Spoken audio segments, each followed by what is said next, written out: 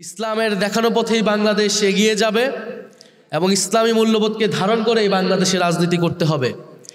আমরা এটা দৃঢ়ভাবে বিশ্বাস করি।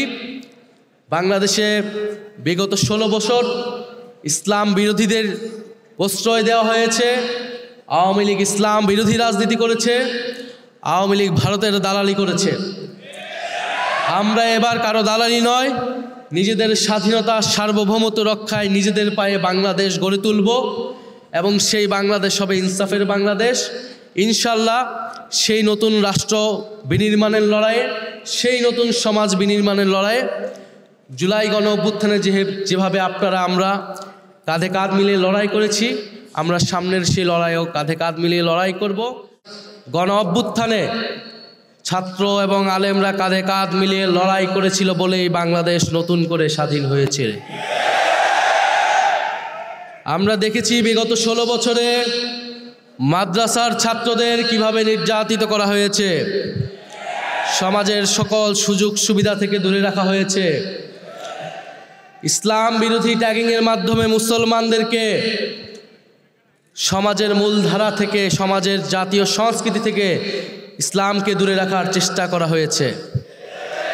কারণ এটাই আওয়ামী লীগের মূলনীতি ছিল, এটাই আওয়ামী লীগের ফ্যাসিবাদের ভিত্তি ছিল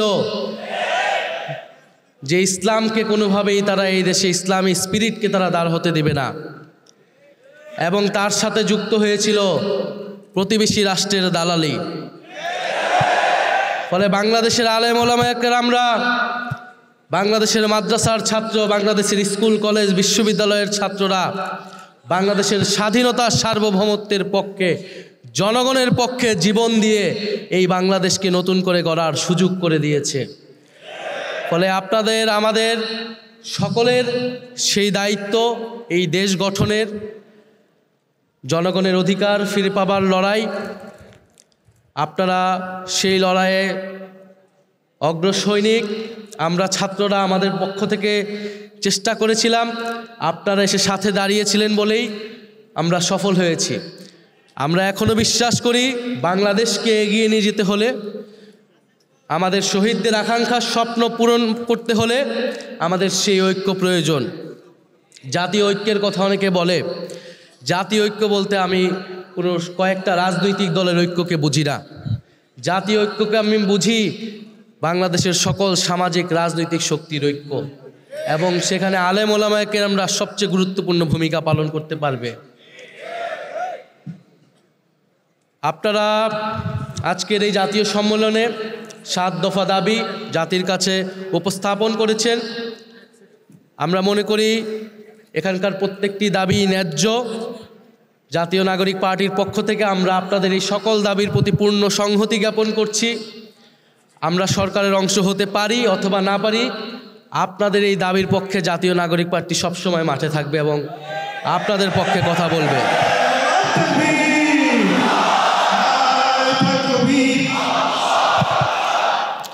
সম্মানিত আলেম ওলামা একরাম, আমাদের দেশের রাজনৈতিক ফ্যাসিবাদ দূর হয়েছে, কিন্তু বিগত 16 বছরে এই ফ্যাসিবাদ বাংলাদেশের যত ক্ষতি করেছে, সেই ক্ষতি সামলিয়ে উঠতে এই দেশকে নতুন করে গড়ে তুলতে হলে আমাদের আরও অনেকটা সময় দিতে হবে। আমাদের সমাজকে বিভাজিত করা হয়েছে, সমাজে নৈতিকতা মূল্যবোধের অবক্ষয় ঘটানো হয়েছে। বাংলাদেশের শিক্ষা ব্যবস্থা, সংস্কৃতি সব কিছুর কি বেহাল দশা আপনারা সব কিছুই জানেন। ফলে আপনারা যারা ইমাম খতিব রয়েছেন, সম্মানিত আলেম রয়েছেন, আপনাদের উপর দায়িত্ব অনেক অনেক বেশি। কারণ এবারে শুধু আমরা রাষ্ট্র সংস্কারের কথা বলতেছি, কিন্তু যদি আমরা সমাজ সংস্কার না করি, সামাজিক ফ্যাসিবাদ দূর না করি, সাংস্কৃতিক ফ্যাসিবাদ দূর না করি, তাহলে বাংলাদেশকে কিন্তু আমরা নতুন করে গড়তে পারবো না। ফলে একজন ইমাম, একজন খতিব, তিনি সামাজিক নেতৃত্ব, সমাজকে দিক নির্দেশনা দেন। মসজিদ আমাদের ঐক্য এবং শান্তির স্থান, মসজিদ আধ্যাত্মিকতার কেন্দ্র। ফলে আমাদের চরিত্র গঠনে, সমাজ গঠনে, ন্যায়, ইনসাফ এবং মানবিকতা প্রতিষ্ঠায় মসজিদ গুরুত্বপূর্ণ ভূমিকা পালন করবে। এবং সেখানে দিক নির্দেশনা এবং কাণ্ডারির ভূমিকায় থাকবেন আপনারা যারা ইমাম, খতিব এবং সম্মানিত আলেম ওলামায়ে কেরাম রয়েছেন যারা। বলে আপনাদের উপরে সেই ভরসা আমরা রাখতে চাই এবং আমরা আপনাদের সেই কাজের সহযোগী হতে চাই। শুধু রাষ্ট্র পুনর্গঠন নয়, আমাদেরকে সমাজ পুনর্গঠন করতে হবে, আমাদের ব্যক্তির চিন্তা মানসিকতার পুনর্গঠন করতে হবে। এবং এই ফ্যাসিবাদ আমাদের মধ্যে যে বিভাজন তৈরি করেছে, যে অনৈতিকতা তৈরি করেছে, যে বেইনসাফি সমাজে প্রতিষ্ঠা করেছে, তার বিরুদ্ধে গিয়ে আমাদের একটি দায় ও দরদের বাংলাদেশ, ইনসাফ ও মানবিকতার বাংলাদেশ প্রতিষ্ঠা করতে হবে।